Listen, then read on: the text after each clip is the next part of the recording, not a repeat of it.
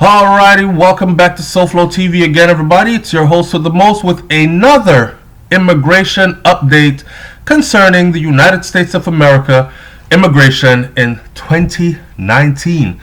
Now, there are a lot of people who are clamoring to come to the United States of America, believe it or not, and we keep people updated so they know what applies. Now, this particular video is about the U.S. Visa Waiver Program. So let me start out by saying this.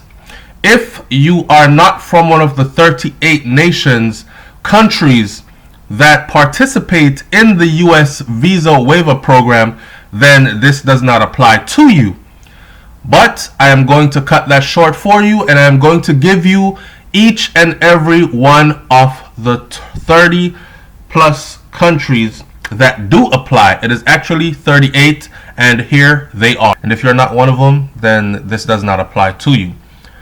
Andorra, Australia, Austria, Belgium, Brunei, Chile, Czechia, Denmark, Estonia, Finland, France, Germany, Greece, Hungary, Iceland, Ireland, Italy, Japan, South Korea, Latvia, Liechtenstein, Lithuania, Luxembourg, Malta, Monaco, Netherlands, New Zealand, Norway, Portugal, San Marino, Singapore, Slovakia, Slovenia, Spain, Sweden, Switzerland,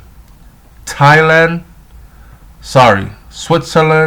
Taiwan, and the United Kingdom.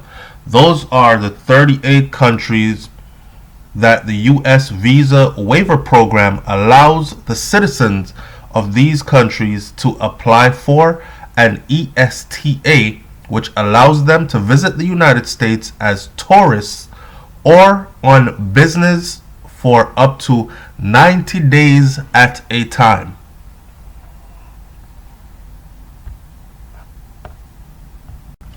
Alright, so this is information that you would need.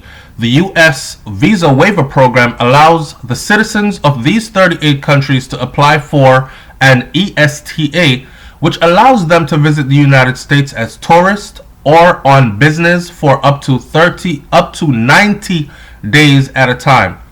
For anybody who needs to spend longer than 90 days in the United States, it is important to research the correct visa that you're going to need, as the ESTA cannot be used in these circumstances. In most cases, this will be a B1 or B2 visa, which is a tourist visa or a business visa, respectively. However, every year there are a certain number of ESTA holders who do exceed this 90-day limit. So here we'll be talking about and taking a look at what the sequences and consequences are and why it should be avoided. So if you're traveling on your ESTA and you're thinking of overstaying, we're going to talk about why you should really try to avoid doing so. First of all, it's worth bearing in mind that 90-day limit is a fairly universal acceptable period for visa waivers. Many countries around the world offer visitors around this period of time in the country without the need for a visa or on a tourist visa. Indeed, in the European Union, the majority of those countries offer U.S. citizens 3 months in the territory without a visa. So for instance, you're a United States of America citizen, you can actually travel to pretty much any one of the countries in the European Union for up to 3 months without a visa. Just buy a ticket, pack up ESTA, which means you'll fill out your ESTA application online, and you're out of here. Given that the ESTA is predominantly used for tourists, or for business travelers, 90 days is a period during which such travel could feasibly be made. Any longer than this would naturally invoke certain suspicions, as the majority of tourists cannot take 3 months off from their casual activities or usual activities, and for business travelers, it would be very unusual for congresses, conferences, and meetings to exceed this period of time. So in other words, the time given is more than enough time to wrap up your business and get back to your regular life. Still, on the topic of business travel, perhaps it is important to clarify here that classifies as business travel. What exactly classifies as business travel? Essentially, there's a clear difference between working in the United States and traveling for business. If you have been employed by a U.S. company in the United States, then this is not within the scope of the ESTA, and a visa is required. If you are going to volunteer in the United States, you need a visa. If you are going to the United States for an internship, you need a visa. Conversely, if your employer is sending you to the United States for a business meeting with a client, the ESTA is perfectly acceptable. Got it? The same applies for trade fairs, conferences, etc.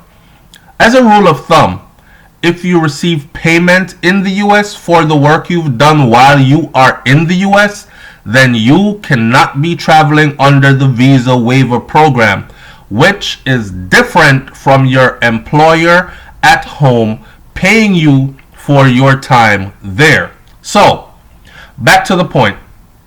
The 90-day limit is in place to provide sufficient time to tourists or business travelers to stay in the USA. As soon as you enter the country, this clock starts ticking, and the US authorizes you see when this time expires and when you leave the country. The US authorities can see when you leave the country, they can see when you enter the country. If you visit any adjacent territories in this time, like Canada, Mexico, or other adjacent islands that are attached to the landmass of the United States of America, to be broken down specifically. Like, for instance, you can drive from the USA into Canada. It is attached by landmass. You can drive from the USA into Mexico. It is a landmass that is attached to. Then that clock carries on. It keeps on ticking. There is no break.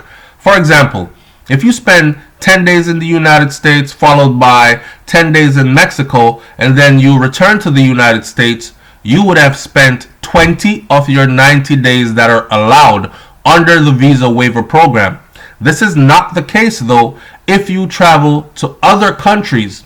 For example, if you spent 10 days in the United States followed by 10 days in Argentina and then you returned to the United States, the clock would essentially reset and you would have the full 90 days all over again. However, under no circumstances can traveling abroad to reset the clock serve as a workaround for working or living in the United States illegally. Border Patrol agents would soon catch on to you and would more than likely you would be refused entry into the country sometime in the future. Get it? Alright, so this piece of information now is very important. Listen, so what happens if you exceed these 90 days that are given? Well, here we go. Nothing will happen at first.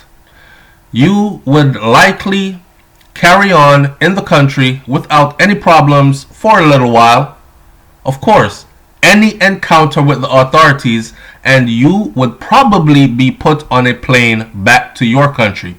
However, the problem really arises when it comes to any future trips into the US. If you exceed the 90 days, even if only by 1 day, you are no longer allowed to travel under the visa waiver program. Let me say this again. If you exceed the 90 days, even by 1 day, you are no longer allowed to travel under the visa waiver program. You will lose that privilege. Instead, you will need to apply for a visa, which is a far lengthier and more costly process. There may also be a certain period of time during which you are not allowed to return to the US at all. So they might place a 1-year ban on you, a 30-day, 90-day ban on you. However it's done, however much is given. But you run the risk of also being banned for a certain period of time. But definitely if you overstay for 1 day, you are automatically no longer able to use the visa waiver program. However, beyond the personal effects of overstaying the 90-day ESTA limit, there are also macro effects for your country. In order to be a member country of the visa waiver program, there are very strict criteria in place. I myself, the narrator of this video, I am from Jamaica. And Jamaica has far exceeded the amount of people that have violated this particular visa program or their immigration rights, as far as coming to the United States on a B1, B2 visa and then disappearing, running off.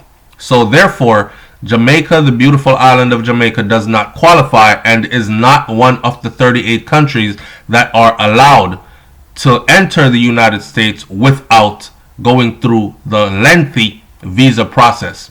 So, in order to be a member country of the visa waiver program, there are very strict criteria in place. Generally, participating countries are considered high value, low risk, and this goes hand in hand with a wide range of parameters, human rights factors, etc. One of these parameters is the overstay rate, which is firmly set at a 2% maximum. Initially, when a country applies to be a member of the visa waiver program, which would allow their citizens to apply for ESTA, the U.S. authorities to check the overstay rate of that country's citizens who have visited the U.S. on visas. Consequently, when a country is already a member of the VWP, the ESTA overstay rates are monitored each year, and each country participation in the program is continually reviewed.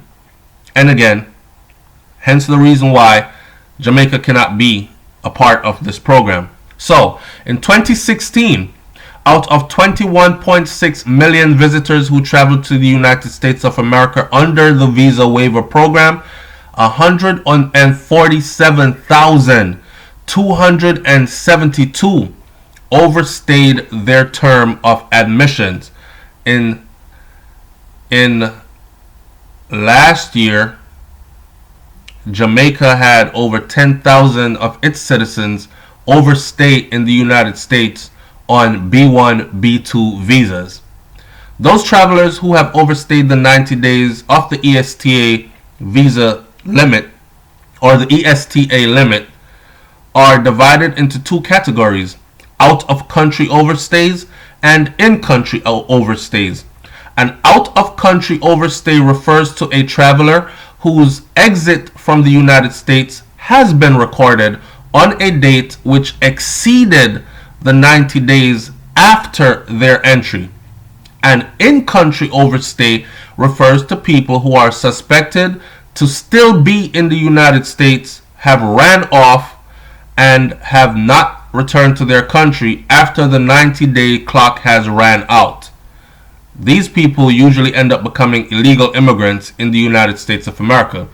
For visa waiver program member countries, the total overstay percentage was 0.68% for 2016, whilst the country overstay specifically was 0.6%, Whilst the number on the whole are small, the fact that most are considered to still be in the United States is a great concern. The same data for 2016 reveal that 4 visa waiver program members countries did exceed the 2% maximum overstay rate that year. Namely, these countries were Greece at 2.19%, Hungary at 2.75%, Portugal at 2.42%, and San Marino at 2.01%. As we mentioned previously, there are many factors that go into assessing a country's membership in the visa waiver program. However, this is a major one. Exceeding this percentage for a year does not automatically mean that disqualification from the program will happen, but it does mean that serious discussions will take place, and these 4 countries' future overstay levels will be very closely monitored. Naturally, this all comes in a context during which immigration is being looked at very closely in the United States of America. Wrong time to be doing that. Alright, so specifically, I know that for my Jamaican people, when you have Jamaicans that run off on their visas and don't return, there are some Jamaicans that say stuff like, look, you just made it bad for everybody else that would like to go visit family, do business, whatever, would like to be a part of the ESTA visa waiver program, but we can't because of people like you and what you've done. And they are absolutely right. They are absolutely right. Finally, it's worth clarifying that the 90-day limit is per trip and not for the entire duration of your ESTA. The ESTA itself is valid for 2 years, or when your passport expires, whichever comes first. This means that the days you spend in the United States during the validity of your ESTA do not accumulate, but rather are specific to each individual trip. That's nice. What a privilege. However, as we mentioned before, U.S. Border Patrol agents soon catch on to repeated long stays in the United States, and so this is not to be abused. The benefit of this system is that it means that you do not need to apply for ESTA online every single time you want to travel to the US, but rather only when your ESTA expires. So you apply for your ESTA, you get it, you're approved, and for the next 2 years, if you are one of the members, a member of one of the countries that participate that are on the list, then for the next 2 years, you can pretty much enter the United States of America and leave at will. Just don't overstay that 90 days limit on any one trip. Got it? Okay. While there is no ESTA renewal process in place, you can apply as many times as you like, and the application process itself is simple. Simply fill out the online ESTA application form, receive your approval status via email within 24 hours. Imagine that. Imagine applying for a visa and then being approved in 24 hours. That's the privilege of being a part of the ESTA visa waiver program for the United States of America. And when your citizens from your country run off and don't return, they are robbing actually the country of being able to participate in this. Now, speaking specifically to my Caribbean audience, specifically more to my homeland, my Jamaican audience, can you imagine if we were actually a part of this visa waiver program where we, for 2 years, so you apply online and you're approved once. And once you're approved for the next 2 years, you can just buy a ticket, hop on a plane, head to the US. Do your business, see people you have to see, shop around a little bit, party, whatever it is you're here for, and return home. And do it again, and do it again, and do it again, as long as you do not exceed your 90 days. Imagine that privilege of every Jamaican citizen being able to do so. That is far more valuable to me, and tell me in the comment section if I'm wrong, but that is far more valuable to me than having a percentage of the population run off, become illegal immigrants in foreign countries, and not, or in the US rather, and the rest of the nation is not allowed to participate in a program like this. So, if you're off to the US this year, happy travels. Just don't stay too long. Now, here's the list of the adjacent islands in which any time spent will contribute to the 90-day limit of the ESTA. So for instance, if you just flew in from London, England, right, and you wanted to stay in the US, you're qualified under the ESTA program. So you have got 90 days to be here, and all you needed to do was buy a ticket. You don't have to have a visa per se, but you just traveled from London and you just ended up in Florida. You had some vacation time in Florida. While you were here in Florida, if you travel to any one of these adjacent islands, your 90 days continues to count. For instance, from London to Florida, and you've been here 10 days, so you have 80 days left. At the 80 days left, you decide to travel to one of these islands, which I will name in a minute, for 10 days. When you return back to Florida, you will have 70 days left legally in the US. Get it? Okay.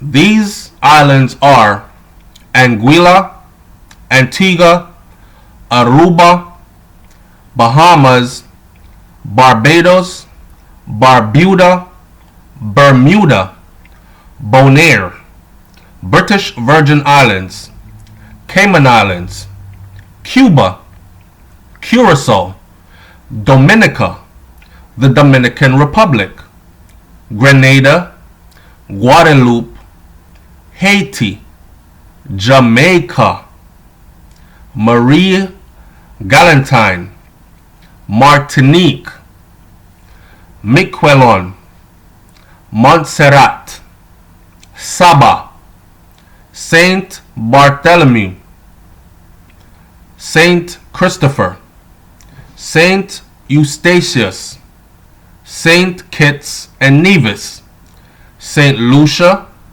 Saint Martin, Saint Martin, Saint Pierre, Saint Vincent and Grenadines, Trinidad and Tobago, Turks and Caicos Islands, and other British, French, and Dutch territories or possessions bordering the Caribbean Sea. So, if you travel to any one of these while using your ESTA privileges and you are in the US and you decide to hop to one of these islands and come back, just be mindful that your time still counts as if you are in the US and the clock is ticking on you and every day spent is counted.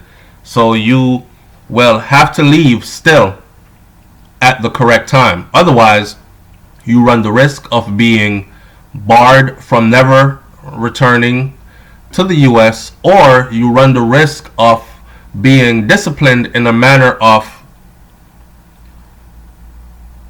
being put on a list where you are barred from entry on your next flight in.